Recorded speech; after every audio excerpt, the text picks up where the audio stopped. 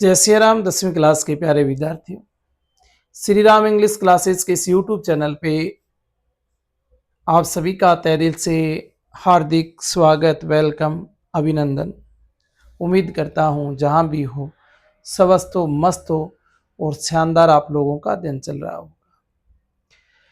Class 12 के लिए अपने समरी पढ़ना शुरू किया था, क्योंकि जिस तरह से हाफ ईयरली एग्जाम 1 महीने पहले हो रहा है, वैसे ही वार्षिक एग्जाम भी 1 महीने पहले हो रहा है। जितना जल्दी संभव हो पूरा सिलेबस बढ़िया तरीके से रिवीजन हो, और सिलेबस का बढ़िया तरीके से रिवीजन करने के लिए हमें ज़रूरी है कि कम से कम समय में सारे लेसन को कवर किया जाना चाहिए। सभी लेसन कवर कैसे हो सकते हैं, तो समरी एक माध्यम ऐसा है जिससे आप सारे लेसन आराम से पढ़ सकते हैं, समय रहते उनको आप कवर कर सकते हैं। उन लेसन से बनने वाले सारे क्वेश्चन, ये मान के चलो कि हम समरी जो लेसन की देख रहे हैं पूरा लेसन ही पढ़ रहे हैं, उसमें समरी के बाद कुछ नहीं बचता। अगर प्रत्येक लेसन की समरी आपको ध्यान में है, उसको आपने व्यवस्थित रूप से पढ़ा है, 2 से 4 बार उसको लिखकर देख लिया है, तो मुझे नहीं लगता कि कोई क्वेश्चन ऐसा बच जाता है जिसको आपको बाद में करने की आवश्यकता पड़े। और इसी कड़ी को अपने शुरू किया था। एक लेसन हम पहले से पढ़ चुके हैं। आज सेकंड बुक विस्टार से हम दूसरा लेसन पढ़ने जा रहे हैं। हमारी क्लास सेकंड जरूर है, ये लेसन इस बुक का पहला है। पहले जो पढ़ा था हमने द एनिमी लेसन पढ़ा था। आज जो पढ़ने जा रहे हैं सेकंड बुक के फर्स्ट लेसन को, और क्लास 12th के लिए लेसन फर्स्ट रहने वाला है जिसका नाम है द थर्ड लेवल, तीसरा तल। और इसके जो राइटर हैं विशेष रूप से इसको ध्यान में रखिएगा, जैक फिनी। एक बार आप ऐसा करें, स्क्रीनशॉट ले लें इसका, ताकि फिर मैं आपको समझाऊं। जब मैं समझाऊंगा तो इसमें मार्कर चलाऊंगा, और मार्कर चलाऊंगा तो बाद में फिर आपसे लिखा नहीं जाएगा। अब देखते हैं थर्ड लेवल में जैक फिनी ने क्या स्टोरी लिखी, समरी क्या बनती है इस लेसन की। तो ये लिखते हैं, the story the third level is a psychological and imaginative story. ये एक मनोवैज्ञानिक और काल्पनिक कहानी है। अबाउट ए मैन, एक व्यक्ति के बारे में जिस व्यक्ति का नाम है चार्ली। तो चार्ली के साइको और कल्पनाओं को लेकर इस कहानी को लिखा है जैक फिनी ने।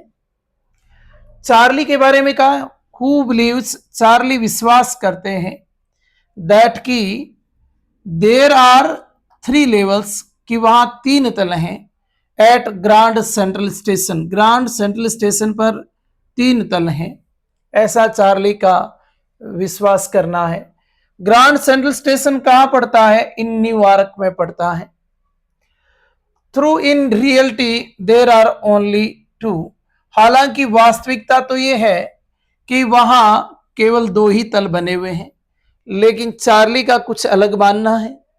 चार्ली का विश्वास करना है कि ग्रांड सेंट्रल स्टेशन जो न्यूयॉर्क में है उसके ऊपर 3 तल हैं। ऐसा वो क्यों सोचते हैं, ऐसे ख्याल उनके मन में क्यों आते हैं, चलो आगे बढ़ते हैं। वन डे, एक दिन, वाहिल रिटर्निंग होम, रिटर्निंग यानी लौट रहे थे, होम अपने घर पे, फ्रॉम वर्क, काम करके। चार्ली एक दिन काम करने के बाद अपने घर वापिस आ रहे थे। Charlie accidentally reach, Charlie accidentally का अर्थ होता है संयोगवश, रीच पहुंच जाते हैं। ए मेस्ट्रियस का अर्थ होता है रहस्यपूर्ण तरीके से, थर्ड लेवल, तीसरे तल पर, of the railway station, railway station के। एक दिन चार्ली को ऑफिस में काम करते करते देरी हो गई थी। उन्हें घर थोड़ा जल्दी लौटना था, लेट तो पहले से ही थे। उन्होंने शॉर्टकट का रास्ता अपनाया और रहस्यपूर्ण तरीके से वो संयोगवश तीसरे तल पर पहुंच जाते हैं, ऐसा चार्ली का मानना है। चार्ली ऐसा बतलाते हैं। एवरीथिंग, प्रत्येक चीज, तीसरे तल की बात कर रहे हैं, वहां की प्रत्येक चीज, एवरीथिंग देयर, वहां प्रत्येक चीज जो है वो लुक्स दिखाई पड़ रही थी ओल्ड फैशन, पुराने फैशन की, पुराने तरीके की सब चीजें नजर आ रही थी जहां वो पहुंचे थे। पीपुल आर विवरिंग क्लोथेस, लोगों ने जो ड्रेस पहन रखी थी, विवरिंग पहने हुए थे क्लोथेस कपड़े, फ्रॉम द 1890 सेंचुरी, 1890 की सदी के नजर आ रहे थे। चार्ली बताते हैं कि जब ऑफिस में मुझे लेट हो गया था तो मुझे घर जल्दी जाना था, और घर जल्दी जाने के लिए मैं एक शॉर्टकट रास्ते को अपनाने का मैंने प्रयास किया, और जब मैं उसमें आगे बढ़ा तो पता नहीं रहस्यपूर्ण तरीके से मैं तीसरे तल पे पहुंच गया। मुझे इस बात का पता कैसे चला कि मैंने देखा वहां जो लोगों ने ड्रेस पहन रखी है वो 1890 की सदी की है, और सारे के सारे लोग जो हैं वो ओल्ड फैशन नजर आ रहे थे। The train are run by steam engine, और वहां जो गाड़ियां दौड़ रही थी वो स्टीम इंजन वाली गाड़ियां थी। And even the news paper being, और उस जगह पे जो अखबार हैं सोल्ड बेचे जा रहे थे, उन अखबारों को मैंने देखा, न्यूज़पेपर को मैंने देखा, डेटेड जून 11 1894।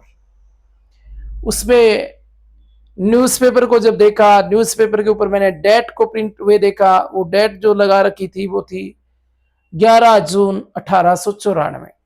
ये बेटा छोटे क्वेश्चन बनने यहाँ से समरी से में एक और फायदा है कि छोटे क्वेश्चन भी कवर हो जाते हैं, ऑब्जेक्टिव टाइप क्वेश्चन भी आने हैं, लगभग 1% से 1% के क्वेश्चन आने हैं आपको यहाँ से, वो आपके यहाँ कवर हो जाएंगे। चार्ली बिकम वेरी एक्साइटेड, और चार्ली ने जब ये सब कुछ देखा तो वो बहुत ज्यादा एक्साइटेड हो गए। He want to go to Galesburg, he wants, वो चाहते थे, टू गो टू ग्लेसबर्ग, ग्लेसबर्ग एक जगह है, ग्लेसबर्ग इलियंस, वहां वो जाना चाहते थे। उनके हिसाब से ग्लेसबर्ग इलियंस जो जगह है वो बहुत ही पीसफुल है, इसलिए उनकी पहले से इच्छा थी कि ए पीसफुल टाउन इन 1894, 1894 में ग्लेसबर्ग इलियंस जो है वो एक शांतिप्रद कस्बा था। और इससे हमें पता चल रहा है कि ये शायद तीसरा तल वगैरह था कुछ नहीं, वो मॉडर्न टाइम के साथ बहुत सारी परेशानियों से घिरे हुए थे।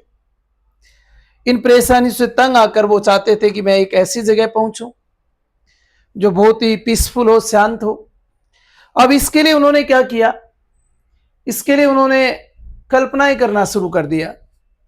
कुछ बातें उनके दादाजी से सुनी हुई थी कि हमारे जमाने में जो समय था वो बहुत ही शांत पर था, और अमूमन आप लोग भी सुनते होंगे बुजुर्गों से, जब भी दादाजी दादी जी के पास बैठते हैं तो वो अपने जमाने की बात बताते हैं, और जब आवश्यकता पड़ती है तो वो बातें हमें कई बार याद भी आ जाती हैं कि हाँ यार ऐसा था। तो चार्ली को कुछ याद आया ऐसा, तो चार्ली ग्लेसबर्ग इलियंस के बारे में कह रहे हैं कि एक पीसफुल टाउन था और मैं वहां जाना चाहता था जब मैं तीसरे तल पे पहुंचा। Where life was simple, Charlie का मानना था कि ग्लेसबर्ग इलियंस जो जगह है वहां जीवन जो है वो बहुत ही साधारण है, एंड विदाउट वरीज, और बिना चिंताओं का है, चिंताओं से मुक्त है, कोई भी वहां चिंता नहीं है, बड़ी शांति है। बट वेन, परंतु जब, ही ट्राइज, वो कोशिश करते हैं, टू बाय, खरीदने के लिए, टू टिकट, दो टिकटें, कितने टिकट खरीदना चाहते हैं वो, दो टिकट, कहां के लिए, फॉर हिम, किस किस के लिए, अपने लिए, एंड हिज वाइफ, और अपनी पत्नी लुइसा के लिए। अब चार्ली की पत्नी का नाम क्या था, लुइसा। अब वो वहां से ये सोचते हैं कि यार मैं तो ठीक आ गया, तीसरे तल पर हूं, पुराने टाइम की कहानी है, क्यों ना मैं यहां से दो टिकटें खरीदूं, मैं, मेरी और मेरी पत्नी की, और ग्लेसबर्ग इलियंस पहुंचूं। द क्लर्क रेफ्यूज, क्लर्क ने रेफ्यूज मना कर दिया, टू एक्सेप्ट, स्वीकार करने से, हीज, उसकी मॉडर्न करेंसी, आधुनिक करेंसी, क्योंकि चार्ली जो है वो दूसरे तल से तीसरे तल पे गया था, या दूसरे तीसरे तल का मतलब हुआ कि वो कहना चाह रहे हैं कि अब जो मैं जीवन जी रहा हूं, इस टाइम से पहले के पास्ट के जीवन में मैं चला गया था। अब आज की करेंसी अलग है, पास्ट में अलग हुआ करती थी, करेंसी भी चेंज हो चुकी थी। तो अब उनके पॉकेट में वो काम करते करते निकले हैं, संयोगवश वहां पहुंचे हैं, तो उनके पॉकेट में जो पैसे थे ना, उनके वॉलेट में जो पैसे थे वो मॉडर्न टाइम के थे, और वे उन्हीं पैसों के साथ वो वहां चले गए थे। अब वहां जाकर वो पैसे दिए कलरक को, कलरक ने मना कर दिया कि ये पैसा है ही नहीं। अब मेरे को एक बात बताओ, आज आप पुरानी करेंसी को 500 के, 1000 के, 2000 के नोट लेके आते हैं, किसी दुकानदार को दोगे तो स्वीकार नहीं करेगा, वो कहेगा ये पैसे अब है ही नहीं, ये तो कागज हो गया बेकार का। पास्ट में आज वाली जो करेंसी है वो पास्ट में नहीं चलती थी, तो ये तो पास्ट में चले गए, मॉडर्न करेंसी का उसमें कोई वैल्यू नहीं था। When Charlie return the next day, when जब चार्ली लौट कर आए अगले दिन, टू फाइंड पाया दैट द प्लेस, की वो जगह अगेन दोबारा, अब उस जगह को दोबारा ढूंढने के लिए फिर अगले दिन आए, सोचा कि इस करेंसी को अपने चेंज करवा लेंगे, कल फिर आता हूं मैं, और कल आके अपने पास पास टाइम की करेंसी होगी तो अपने दे देंगे, टिकट ले लेंगे वहां की। तो सोचा ऐसा था, उस जगह को खोजने के लिए दोबारा आए। He can not find it any more, अब वो जगह उन्हें दोबारा नहीं मिल पाई। करेंसी भी अपनी चेंज करवा के ले आए पर जगह नहीं मिली।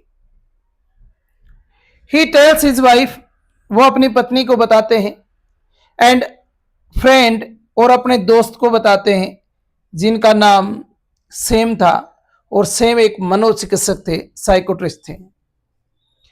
उन्होंने ये घटना पहले तो नहीं बताई, पर वो जगह जब दोबारा मिली नहीं तो अपनी पत्नी से भी बताया, अपनी पत्नी को भी बताया और अपने दोस्त को भी बताया। इस पे उनके मित्र दोस्त जो थे सैम, उन्होंने क्या जवाब दिया? सैम कहते हैं that Charlie is imagining things, कि ये चार्ली की केवल कल्पनाएं हैं, ऐसा कुछ है नहीं, ऐसी जगह ये गए नहीं। बिकॉज ऑफ, क्योंकि स्ट्रेस, तनाव की वजह से, ही वॉन्ट्स, वो चाहते हैं, टू एक्सेप्ट, बचना, फ्रॉम द टेंशन, तनाव से, ऑफ मॉडर्न लाइफ, आधुनिक जीवन की। आधुनिक जीवन में जो समस्याएं हैं, जो तनाव हैं, जो कष्ट हैं, जो पीड़ाएं हैं, उन सब से बचना चाहते हैं, इसीलिए ये तीसरे तल की बात कर रहे हैं। ये कहना था किनका? चार्ली के दोस्त का। लेटर बाद में चार्ली पाते हैं ए लेटर फ्रॉम सैम, एक लेटर मिलता है, और वो लेटर कौन लिखता है? सैम लिखता है। कुछ समय बाद चार्ली को एक पत्र मिलता है। पत्र किसने लिखा? उनके दोस्त साइकोट्रिस्ट मनोचिकित्सक सैम ने। विच इज डेटेड, उस पत्र पे डेट लगा रखी थी, जो दिनांक लगा रखी थी वो 1894, ये पास्ट की ईयर थी। सैम राइट्स, सैम ने ये पत्र लिखा फ्रॉम ग्लेसबर्ग इलियन से, सेइंग दैट, उस पत्र में उन्होंने कहा दैट की ही हैज फाउंड, उन्होंने खोज लिया है, पीस, शांति, देयर, वहां पे, एंड आस्क चार्ली, और चार्ली से भी कहा कि Charlie and Louisa to join him, कि वो भी मेरे साथ आकर मिल लें। कुछ समय बाद चार्ली को उनके दोस्त, मनोचिकित्सक दोस्त सैम का एक पत्र मिलता है। उस पत्र में सैम उनसे कहते हैं कि मुझे वो जगह मिल गई जिस अतीत की तुम बात कर रहे थे, मैं उस थर्ड लेवल पे पहुंच गया हूं, आप और लुइसा दोनों आओ, मेरे को ज्वाइन कर लो। This makes the story mysterious, और ये बात इस कहानी को थोड़ी रहस्यपूर्ण बना देती है। The reader wonders whether the third level was real और इमेजिनरी, और इसके पाठक जो हैं उन्हें इस बात को लेकर असमंजस स्थिति हो जाती है, वो बड़े आश्चर्य में पड़ जाते हैं कि तीसरा लेवल वॉज रियल, वास्तव में था या फिर कल्पना। अगर हम केवल चार्ली की ही बात करते यहाँ राइटर जैक फिनी, तो हम मान लेते कि चार्ली कल्पना कर रहा था। पाठकों को भी ऐसा ही लगता, यानी इसको पढ़ने वालों को भी। लेकिन चलो चार्ली तो ये बात कर ही रहा था, लेकिन बाद में जो लेटर मिलता है सैम का, वो असमंजस स्थिति में डाल देता है कि क्या वास्तव में कोई तीसरा तल था या फिर ये उनकी कोरी कल्पनाएं थी। तो ये समरी है लेसन नंबर फर्स्ट, जिसका नाम है थर्ड लेवल। राइटर हैं जिसके जैक फिनी। मैं आपसे एक निवेदन करूंगा कि इसमें आने वाले जो करैक्टर हैं वो आपको ध्यान में हो, जो डेट इसमें नजर आए लेसन में वो आपको ध्यान में हो, जो जिन जगह की बात की जा रही है उनका आपको ध्यान रखना है। क्वेश्चन वहीं से बनना है, क्वेश्चन छोटा भी वहीं से बनना है, बड़ा क्वेश्चन भी वहीं से बन के आना है। इस लेसन से अगर कोई बड़ा क्वेश्चन आता है, छोटा क्वेश्चन बनता है, तो ये समरी अगर ध्यान में है तो आपके पास हर क्वेश्चन का जवाब है। समरी ध्यान में नहीं है तो इससे और कोई भी, जैसे मैं कमेंट पढ़ रहा था, एक बच्चे का कमेंट पढ़ा मैंने, नाम तो मुझे अभी याद नहीं है, सर क्वेश्चन आंसर इतने हैं और इतने कम समय में उनको याद कैसे करें। तो समरी ही एक ऐसा माध्यम है जिसके माध्यम से आप पूरी बुक को याद कर सकते हैं बहुत ही कम समय में। हड़बड़ाहट नहीं करनी है, सर कौन से क्वेश्चन याद करें, बुक वाले करें कि एडिशनल करें, पासबुक में तो बहुत सारे दे रखे हैं। एग्जाम केवल आपका नहीं है और एग्जाम केवल एक स्तर के बच्चों का नहीं है। ऐसा नहीं है कि बहुत ज्यादा इंटेलिजेंट है, सबकी इंटेलिजेंस की एग्जाम होगी, उनका पेपर अलग आएगा, जो थोड़े वीक हैं, कमजोर हैं स्टडी के अंदर, उनका पेपर अलग आएगा, उस लेवल का होगा ना, पेपर मीडियम लेवल का होगा। उसमें अच्छे क्वेश्चन भी देखने को मिलेंगे, तो कुछ इजी टाइप क्वेश्चन भी देखने को मिलेंगे, कुछ आपकी थिंकिंग वाले क्वेश्चन भी देखने को मिलेंगे। भी आपकी थॉट पे डिपेंड करता है, जो बुक में पासबुक में थे या नहीं थे, उसे पेपर बनाने वालों को कोई फर्क नहीं पड़ेगा। वो कभी भी पासबुक उठा के पेपर नहीं बनाएंगे, वो बुक से पेपर बनाते हैं। और लेसन की समरी आपको ध्यान है तो पेपर वहीं से बनना है, आपको डरने की आवश्यकता है नहीं। तो ये आपके लिए लेसन था। कल फिर अपने एक और लेसन लेके आएंगे, इसका सेकंड, उसकी समरी पढ़ेंगे। आज के लिए इतना ही। जय सिया राम।